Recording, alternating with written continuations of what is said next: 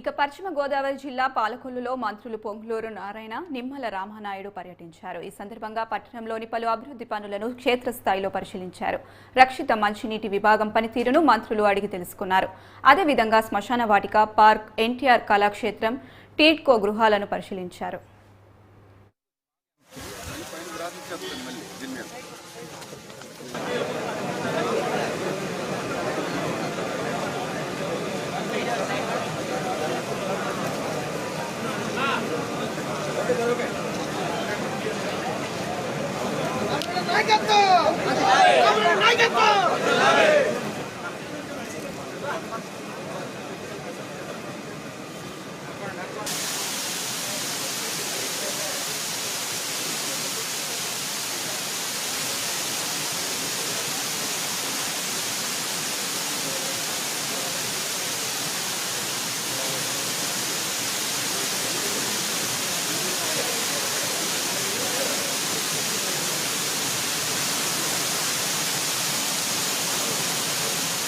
ఈ రోజు ఆంధ్రప్రదేశ్ రాష్ట్రానికి ఒక రాజధాని లేనిటువంటి రాష్ట్రానికి మళ్ళీ ఒక రాజధాని ఈవేళ అమరావతి ఏర్పడుతుంది అని అంటే అది చంద్రబాబు నాయుడు గారికి తోడుగా ఈవేళ నారాయణ గారి యొక్క నిర్మాణం.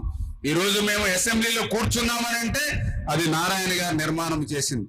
ఈ రోజు సెక్రటరియట్ లో మరి కూర్చుని మరి గత 5 సంవత్సరాల ముఖ్యమంత్రి కూడా కూర్చుని పనిచేశాడని అంటే అది నారాయణ గారు కట్టినటువంటి సెక్రటరియట్. మా మీద అక్రమమైనటువంటి కేసులు పెట్టినటువంటి డీజీపీ ఆఫీస్ కూడా నారాయణ గారు కట్టిందే. అంటే ఇట్లా కోర్టులు కూడా నారాయణ గారు హైకోర్టు కట్టింది కూడా. అంటే మనం గత 5 సంవత్సరాల ముఖ్యమంత్రి ఒక్క రూపాయి కూడా ఖర్చు పెట్టకుండా పాలన సాగించాడని అంటే ఆ రోజు 2014-19లో నారాయణ గారు చేసినటువంటి కృషి మరి మొన్న పరిపాలన ముందుకెళ్ళినటువంటి పరిస్థితి. ఒకసారి మనం వేసిన కలర్ ఖర్చు లేదు, మళ్ళా రంగులు మార్చాడు డబ్బులు ఇలా, ఇప్పుడు మళ్ళా పాట కలర్లు వేయాలని డబ్బులు ఖర్చు అవుతుంది. ఎవరి డబ్బులు అండి అవన్నీ? ప్రజల సొమ్ము. అంటే పరిపాలన చేయటం జగన్మోహన్ రెడ్డి రాదు. నేను ఎందుకు చెప్తున్నానంటే 2019 ఫిబ్రవరిలో Asian infrastructure invest bank, world bank, దాంట్లో 5,350 కోట్లు శాంక్షన్ చేయించారు. దేనికంటే ప్రతి ఒక్కరికి, మీరు ఈ రాష్ట్రంలో ఉన్న ప్రతి మున్సిపాలిటీలో ఉండే వాళ్ళందరికీ చక్కగా ఇంటి కొళాయి ఇవ్వాలని, ప్రతి ఇంటి కొళాయి ఇవ్వాలని 5,350 కోట్లు. అదే రామానాయుడు అడుగుతుంది, ఆ 200 కోట్లు మళ్ళా మాకు ఇండని. 2019 ఫిబ్రవరిలో శాంక్షన్ చేస్తే మొన్న జూన్కి టైం అయిపోయింది, ఒక్క పైసా ఖర్చు పెట్టాల. జూన్లో టైం అయిపోయింది, క్యాన్సిల్ అయిపోయింది.